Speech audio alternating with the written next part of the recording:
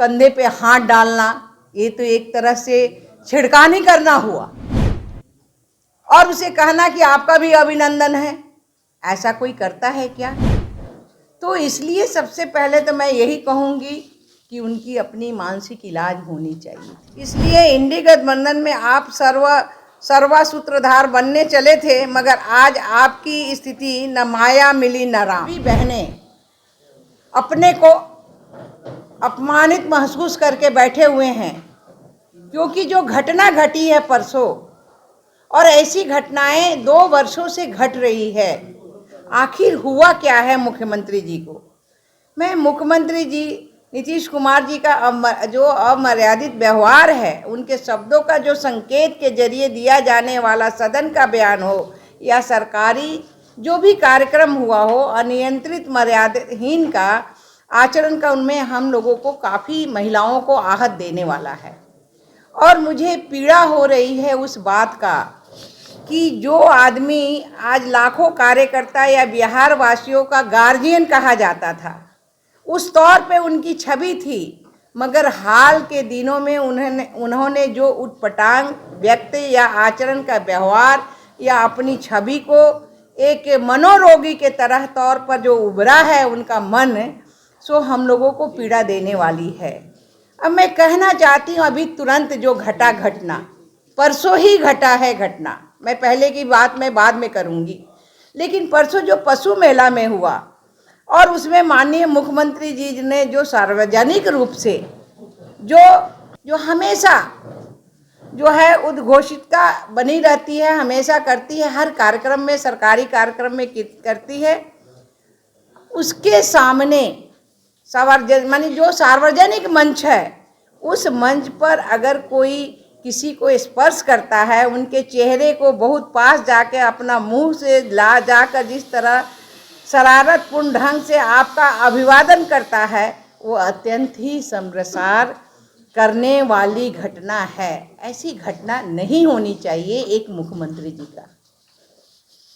और उन्होंने जिस तरह से एक मैं कहूँ कि अगर उन्होंने कहा कि मुख्यमंत्री गहरी यौन कुंठा के कारण अपने शब्दों, संकेत और सार्वजनिक व्यवहार के महिलाओं को लज्जित और अपमानित की घटनाएं बार बार हो रही है, हम सभी लोग शर्मसार हो रहे हैं।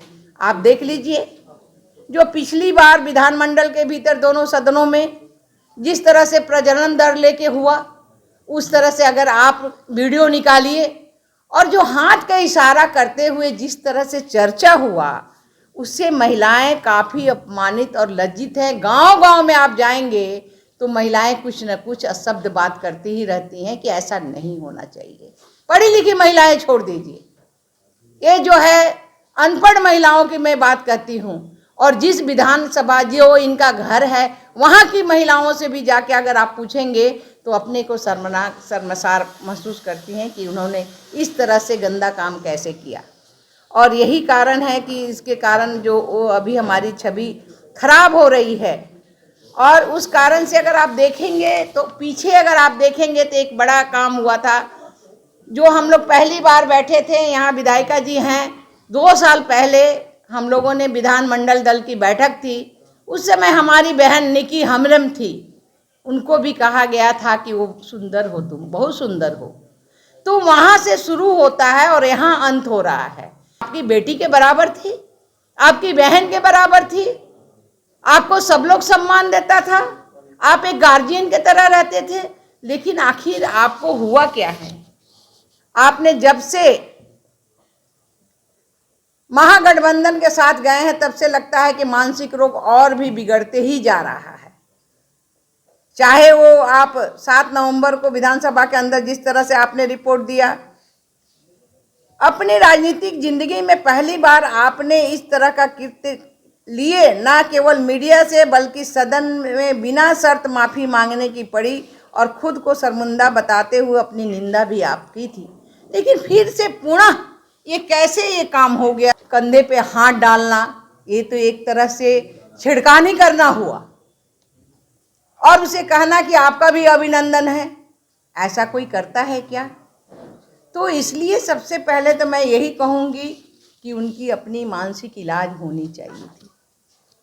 और इस तरह से हम लोग शर्मसार ना हो, हमारे बिहार की महिला क्या देश विदेश में हमारी छवि ना खराब हो, तो उस तरह से आपको पहले ही कुछ न कुछ चिंता करने की आवश्यकता है। और मैं कहना चाहती हूँ कि आपने लंबे समय से एनडीए में रहे, भाजपा के शीर्ष नेताओं के साथ लंबे समय से आपने केंद्र सरकार में भी काम किया, करने का मौका मिला, हर तरह से आप अच्छे थे, आप सहयोगी रहें। भाजपा से 2005 से आपका गठबंधन था, जीत भी बाद में उसमें सर्वसम्मति बिहार के मुख्यमंत्री भी बने। लेकिन आज क्या हो गया, लाखों लोगों का अभिभावक होते हुए भी आज क्या ऐसा पड़ रहा है? तो कहा गया है ना कि संगत से गुण होत है, संगत से गुण जाए। यह कहावत नीतीश कुमार जी को आप पूर्ण रूप से चरितार्थ हो रहा है। जो संगत मिला है उस संगत से ऐसा काम हो रहा है। प्रधानमंत्री जी के लिए आपकी महत्वाकांक्षा को हवा देकर भ्रष्टाचार और कुशासन के प्रतीक जो राजद और आपने एनडीए से बाहर निकलने के लिए विवश किया है, उन्हीं की संगत में आज आपके शब्द, वाणी और इस तरह का व्यवहार जो है वो धीरे धीरे अमर्यादित होते जा रहा है। सीमा को लांघ कर भी आप अमर्यादित, अपमानजनक हो गया है, जो मैं दुखद और दुर्भाग्यपूर्ण कहना चाहती हूँ। और पीड़ा भी मैं होती हूँ कि इस तरह से, क्योंकि मुझे काम करने का जो मौका मिला था इनके साथ में, 2000 में लालू जी की सरकार थी, लेकिन 2005 से मुझे काम करने का लगातार मौका मिला था और इस तरह से कभी हम लोगों ने देखा नहीं था। इसलिए इंडी गठबंधन में आप सर्वा सूत्रधार बनने चले थे, मगर आज आपकी स्थिति न माया मिली न राम वाली हो गई है कहावत। कथित किंग मेकर लालू प्रसाद जी अवांछित दबाव में मानसिक तौर पर आपका बीमार होना स्वाभाविक है। ऐसे में हम ईश्वर से प्रार्थना भी कर रहे हैं कि आप मानसिक स्वास्थ्य से सुधार। ग्रुप, जो सोचता है वो करता है। ये लो मुंह मीठा करो, आज मैंने अपना जॉब छोड़ दिया, अब हम पूर्णिया वापस जाएंगे। जॉब छोड़ दिया है? मतलब ये घर कैसे चलेगा? हम करेंगे क्या? और माँ बाबूजी क्या बोलेंगे? इसलिए मैं एक और मिठाई का डब्बा लाया। अपने बिजनेस के लिए लोन अप्रूव हो गया। अरे लोन अप्रूव हो गया वो तो ठीक है, लेकिन पूर्णिया में हम रहेंगे कहाँ? अपना घर भी तो नहीं है वहां।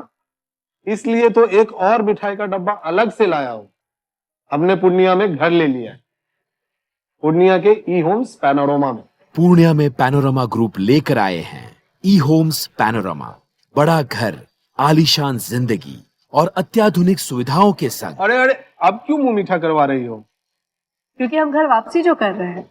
घर वापसी की खुशी पूर्णिया में ई होम्स पैनोरमा के संग।